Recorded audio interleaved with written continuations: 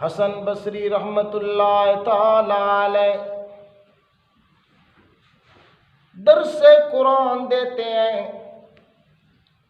हजारों का मजमा होता है दर्से कुरान सुनने के लिए। सुभान अल्लाह। एक औरत जिसे अल्लाह ने शक्ल भी दी, अकल भी दी, नेकोकारी की जिंदगी भी नसीब फरमाई। अल्लाह करीम ने उसे एक बेटा भी अता फरमाया और उसका खामद भी बड़ा मालदार, पैसे वाला, इज्जत वाला आदमी है।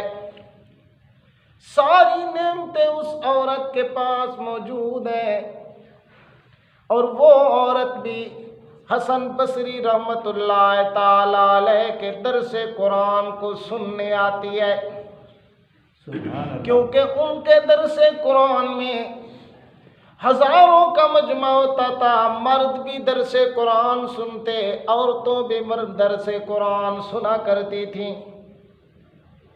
अल्लाह की शान, उस औरत का खावंद फौत हो जाता है और उसका बच्चा चढ़ती जवानी में पहुंचा हुआ है। 16 या 17 साल की उम्र है और सारा माल उसके बाप का उस बच्चे को मिल जाता है। ये औरत नियत करती है कि मैं अपने बच्चे की परवरिश करूंगी, दूसरी शादी नहीं करूंगी, अपने बच्चे पर बस बैठ जाऊंगी। यूं ना हो कि इसके सर से माँ वाला साया भी उतर जाए। मगर जिस वक़्त पैसा बच्चे के पास आ जाता है तो बच्चे का दिमाग भी खराब हो जाता है। बुरे लोगों के साथ उसको महफिल मिल जाती है तो बच्चा आवारा हो जाता है। बाप की दौलत है, पैसा है, वो पैसे पे अय्याशियां करने लग जाता है। शराब कबाब के नशे में मस्त रहता है, जवानी के मजे लेने लग गया है, हर रोज गुनाह में मुलव्विस होता है। माँ उसे बड़ा समझाती है मगर माँ की बात को भी मानने के लिए तैयार कोई नहीं है। माँ उसे हसन बसरी के पास ले जाती है। वो अल्लाह का वली भी उसे नसीहत करता है, समझाता है, मगर वो कभी उसकी बात को भी मानने के लिए तैयार कोई नहीं है। हाँ हाँ कर देता है, अपनी मर्जी करता है, न माँ की बात मानता है न हसन बसरी की बात मानता है। अल्लाह की शान, कई साल गुजर गए, कई साल। हसन बसरी रहमहुल्लाह मायूस हो गए कि शक नहीं अब इस नौजवान बच्चे की उम्र में, नसीब में, किस्मत में मालूम होता है नेकी की तरफ आना ही कोई नहीं है। कई बार इसको समझाया है मगर बात समझता नहीं, फिर भी करता अपनी मर्जी है, फिर भी करता। मगर माँ तो फिर माँ होती है ना। जब भी बच्चा रात को घर आता है तो माँ फिर उसे समझाने लग जाती है, बेटा इस तरह न कर, अपनी जिंदगी तबाह न कर, दुनिया की जिंदगी भी बर्बाद कर रहा है, आखिरत की जिंदगी भी बर्बाद कर रहा है, लिहाजा बाज आ जा। मगर बेटा टस से मस्सी नहीं होता। जब हराम की लज्जतों के अंदर बंदा लग जाता है तो फिर पीछे हटने के लिए भी तैयार नहीं होता। और नेकों की सोहबत जो है बंदे को नेक बना देती है, बुरों की सोहबत भी बंदे को बुरा बना देती है। इस माहौल का भी बड़ा है। 4 दिन शराबियों के पास बैठो, 5वें दिन तुम्हारे दिल में बंदे को नफरत होनी चाहिए, वो ख़त्म हो जाए। फिर आहिस्ता आहिस्ता तुम थोड़ी सी पियोगे, फिर आहिस्ता आहिस्ता उनके साथ ज़ाहिर है जैसी महफिल हो बंदा भी वैसा बन जाता है। तो इसलिए फरमाया कि अपने आप को भी इन बुरी महफिलों से बचाओ और अपनी औलाद को ख़ास तौर के बुरी महफिलों से बचाओ। माँ बड़ा समझाती है बच्चे को मगर बच्चा समझने के लिए तैयार कोई नहीं है। कई साल गुजर गए, इसी तरह जिंदगी गुजार रहा है। हत्ता के कई सालों के बाद बच्चा मरीज हो जाता है, बीमार हो जाता है। आखिर कितने तक मज़े लेता, जवानी भी ख़त्म हो गई, माल भी ख़त्म हो गया, जमाल भी ख़त्म हो गया, सारा कुछ ख़त्म हो गया। अब घर आ गया है, बिस्तर पे पड़ा है, चारपाई पे लेटा हुआ है, टीबी वाले मरीज़ की तरह मरीज़ बना हुआ है। माँ उसे समझाती है, बेटा मैं जो तुझे मना करती थी कि इस तरह की ज़िंदगी छोड़ दे, ये काम बर्बाद हो जाएगी, तेरी जवानी, तेरा पैसा, तेरा माल, सारा कुछ ख़त्म हो जाएगा। मगर मेरी बात तू नहीं मानता था। आज देख तो सही ना क्या तेरे पास रहा है। न वो लज्जतें रही है, न वो मार रहा है, न जमार रहा है, न सेहत रही है। सेहत भी बर्बाद कर बैठा है, ज़िंदगी भी तबाह कर बैठा है, पैसा भी लुटा बैठा है। मगर अब तेरे पास खाली हाथ के सिवा और कुछ नहीं है। मेरी बात भी तूने नहीं मानी, मेरे शेख की बात को भी तूने तस्लीम नहीं किया। रो रो के माँ अपने बच्चे को जब ये बातें करती है, बच्चा अब भी वक़्त है, तौबा कर ले, अब भी वक़्त है। चलो जिंदगी तुम्हारी दुनिया की तो खराब हो गई है, आखिरत की जिंदगी संवार ले, तौबा कर ले अल्लाह के दरबार में। जब रो रो के माँ ने अपने बच्चे को इखलास के साथ ये नसीहतें की, बातें की, तो बेटे का दिल थोड़ा समूम हुआ, नरम हुआ। कहता है अम्मी जान अच्छा मुझे बताओ तौबा कैसे करूं।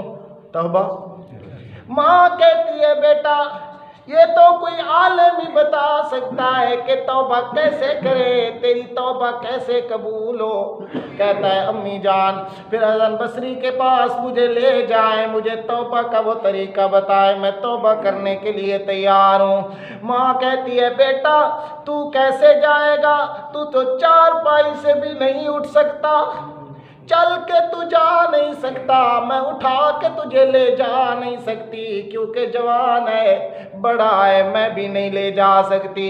वो कहता है अम्मी जान फिर हसन बसरी को बुला लाइए कि मुझे तौबा का तरीका बता दें, मैं तौबा करने के लिए तैयार हूँ। माँ कहती है चलो ठीक है बच्चा।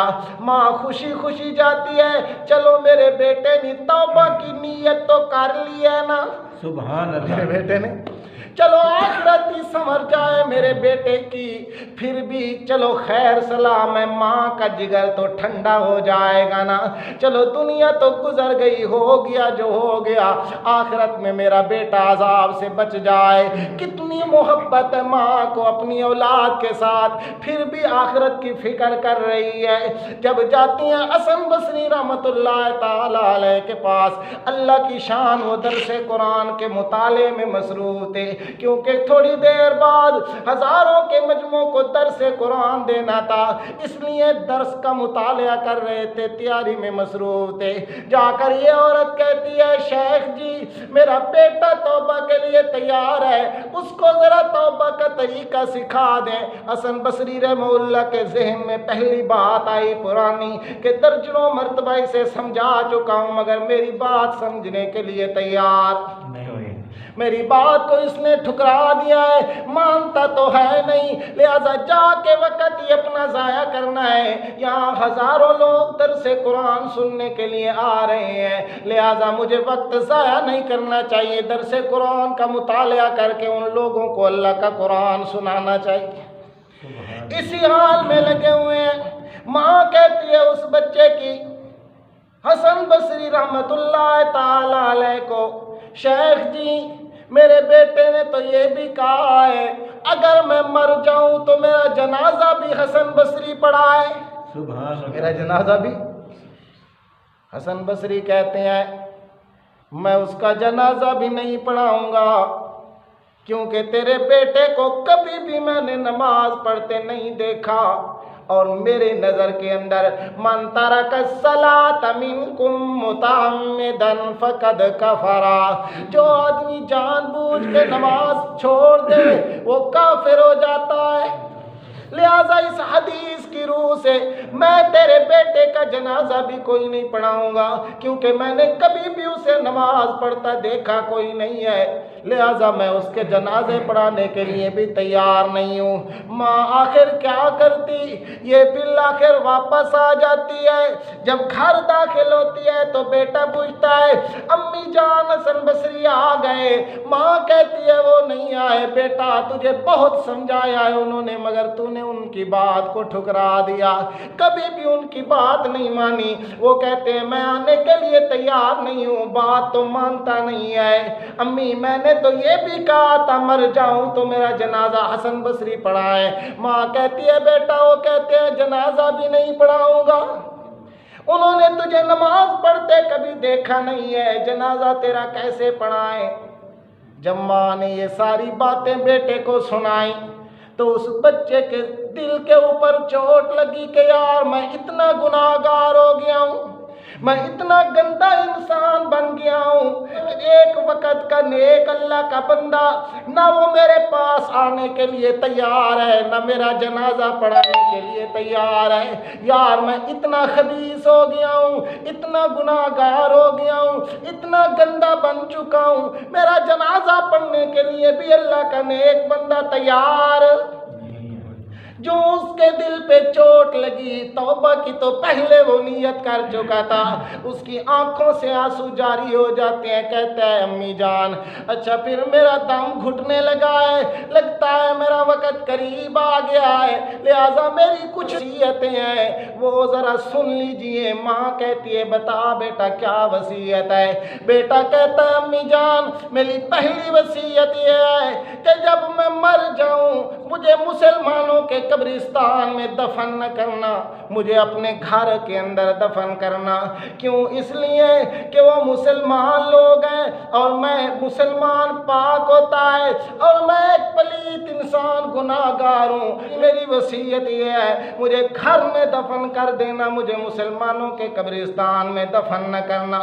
और दूसरी मेरी वसीयत ये है अम्मी जान जब मैं मर जाऊँ तो मेरे गले के अंदर अपना दुपट्टा डाल के गली में मुझे घसीटना, ताकि लोगों को भी पता चले, मुझसे इबरत हासिल करें कि यार जिस तरह कुत्ता मर जाए उसको लोग घसीट के डाल देते हैं बाहर, इसी तरह मुझे गली में घसीट के घर डाल देना, क्योंकि मैंने कुत्तों वाले काम किए हैं, गंदे काम किए हैं सारी जिंदगी के अंदर।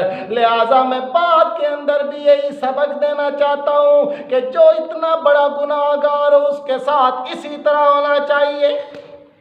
जब ये बातें उसने कही अल्लाह की मर्जी, उस बच्चे की रूह परवाज हो जाती है, इधर से फौत होता है, उधर दरवाज़ा खटखता है। माँ पूछती है मन तक कल बाब, कौन है दरवाज़ा खटखटाने वाला? आवाज़ आती है कि हसन बसरी आया है। वो औरत पूछती है शेख अब तुम आ गए हो, अभी अभी तो तुमने कहा है मेरे पास टाइम नहीं, मैं वक़्त ज़ाया करने के लिए तैयार नहीं, हज़ारों का मजमा है, दर्स देना है, अब तुम पीछे आ गए हो। हसन बसरी कहते हैं कि मैं दरसे कुरान का मुतालिया कर रहा था, इसी मुताले के दौरान मेरे ऊपर गुनूदगी तारी हो गई और उसी गुनूदगी के अंदर आवाज़ आई और हसन बसरी तू कैसा मेरा वली है, मेरे वली का जनाजा नहीं पढ़ाता, तू कैसा मेरा दोस्त है, मेरे एक दोस्त का जनाजा नहीं पढ़ाता, उसके पास जाने के लिए तैयार भी नहीं है, तो कैसा मेरा वली है। हसन बसरी कहते हैं मैं दौड़ता हुआ आया हूँ, मेरे से भूल किया कि उस बंदे की तौबा को अल्लाह ने कबूल कर लिया है, अल्लाह ने उसको माफ कर दिया है, लिहाजा मैं हाजिर हूँ, तेरे बच्चे को नहलाऊंगा भी सही, कफनाऊंगा भी सही, दफनाऊंगा भी सही और इसका जनाजा भी पढ़ाऊंगा। यार देखो अल्लाह कितना मेहरबान है, अल्लाह से बढ़ के कोई मेहरबान कोई नहीं। जब सब की रहमतें और मोहब्बतें और सब की मेहरबानियाँ ख़त्म हो जाती हैं तो मेरे रब की मेहरबानी की इब्तिदा होती है। इसलिए कहते हैं कोई बच्चा मफात के वक़्त तड़प रहा था, माँ रो रही थी, बेटा पूछता है अम्मी जान क्यों रोती है? कहते हैं बेटा इसलिए रोती हूँ कि पता नहीं तेरे साथ मरने के बाद क्या होगा। वो कहता है अम्मी जान अगर मेरे मामला हिसाब किताब किताब का तेरे सपुर्द कर दिया जाए तो क्या करेगी? माँ कहती है कि मैं तुझे माफ़ कर दूंगी, कोई हिसाब नहीं लूंगी। तो बेटा जवाब देता है, अम्मी जान जिसके पास मैं जाने लगा हूँ तुझसे भी बड़ा मेहरबान है। सुभान अल्लाह। इस तरह जब बंदा अपने रब पे यकीन रखता है, अल्लाह भी फरमाते आना इंदाब दे जन्नी, बंदा जिस तरह मेरे साथ गुमान करता है मैं अल्लाह उसके गुमान और नीयत के मुताबिक फैसले फरमा देता हूँ। सुभान अल्लाह। तो भाइयों, रब कितना करीम है, कितना मेहरबान है। आज अगर हम जवानी में रब के यहाँ अपने गुनाहों की माफ़ी मांगे और तौबा करें तो ज़रूर अल्लाह हमें भी माफ़ कर दे। हदीस पाक में आता है कि एक बूढ़ा बागी जिसने सारी ज़िंदगी गुनाहों में गुजार दी है, जवानी ख़त्म हो गई, माल ख़त्म हो गया, जमाल ख़त्म हो गया, हत्ता कि उसके मुंह में दांत नहीं, पेट में आंत नहीं है, और वो बूढ़ा बागी जिसको हर बंदा बुरी नज़र से देखता है, कोई उसकी तरफ देखने के लिए भी तैयार नहीं है, वो भी अगर चारपाई पे पड़ा है, वो भी अगर लाठी के सहारे उसके दिल बदल गया है तौबा की नीयत से, वो रब की तरफ आता है और कहता है या अल्लाह मैं तुझे मनाना चाहता हूँ, अपने गुनाहों की माफ़ी मांगना चाहता हूँ, तो वो रब इतना करीम और मेहरबान है, वो बागी बूढ़े को ताना ही नहीं देता कि तू अपनी जवानी किन कामों के अंदर खपा के आ गया है, जवानी तूने बर्बाद की है मेरी नाफरमानी में, पैसे तूने मेरी नाफरमानी में बर्बाद किए हैं, तूने वक़्त जो मेरी नेमत है दिया हुआ उसको भी तूने मेरी नाफरमानी में ज़ाय करके तू आ गया है। अल्लाह करीम इतने मेहरबान है, उस बूढ़े बागी को अल्लाह ताना भी नहीं देते, बगैर ताने के माफ़ कर देते। सुभान अल्लाह। उससे बड़ा मेहरबान कोई नहीं। तो वो बूढ़ा आता है, हदीस अतानी यमशी अतईतुहु हर वला, अल्लाह कहते हैं अगर वो चल के आएगा तो मेरी रहमत दौड़ के उसका इस्तकबाल कर लेगी। सुभान अल्लाह। और बगैर ताने के वो रब माफ़ कर देता है, ताना भी नहीं देगा तो अब तक तू क्या करता रहा है, अब मेरी ज़रूरत पड़ी है तो आया है। अल्लाह फरमाते हैं नहीं मेरा बंदा मैं तुझ पे इतना मेहरबान हूँ, इतनी माँ भी तुझ पे मेहरबान नहीं है जितना रब तेरे ऊपर मेहरबान है। सुभान अल्लाह। तो इसलिए कहते ना, एक सहाबी ने पूछा या रसूलल्लाह दिन क़यामत की हिसाब किताब कौन लेगा? तो हुजूर ने फरमाया अल्लाह लेके हिसाब किताब। फिर कहने लगे या रसूलल्लाह फिर तो कोई मसला ही नहीं है, जितने मर्जी गुनाह हो जाए रब की रहमत से बढ़ तो नहीं सकते ना। रब की रहमत तो बड़ी है ना, उसकी तो इंतहा कोई नहीं है। मेरे गुनाहों की हद है, इंतहा है, मेरे रब की रहमत की इंतहा कोई नहीं है। लिहाजा दिन क़यामत के हिसाब किताब दूंगा तो मसला ही कोई नहीं है, क्योंकि वो बड़ा मेहरबान है, ज़रूर बख्श दे। तो बंदे को भी अपने रब पे यकीन रखना चाहिए और अपने रब की रहमत के साथ उम्मीद होनी चाहिए और उसके अजाबों से भी डरना चाहिए। क्या उसकी लाठी भी बड़ी बेआवाज़ है, अगर हम जानबूझ के फिर भी उसके हुक्मों की खिलाफ वर्जी करेंगे तो वो फिर पकड़ भी सकता है। ये भी ज़हन में हो दोनों चीज़ें। अल्लाह ने फरमाया नब्बी इबादी अन्नी अनल गफूरुर रहीम व अन्ना अजाबी हुवल अजाबुल अलीम, मेरे पैगंबर मेरे बंदों को ख़बर दे दो अन्नी अनल गफूरुर रहीम, मैं बख्शने वाला हूँ और मेहरबानियाँ करने वाला हूँ, और साथ ये भी बता दो इन्ना अजाबी हुवल अजाबुल अलीम, मेरा अजाब भी बड़ा सख्त है।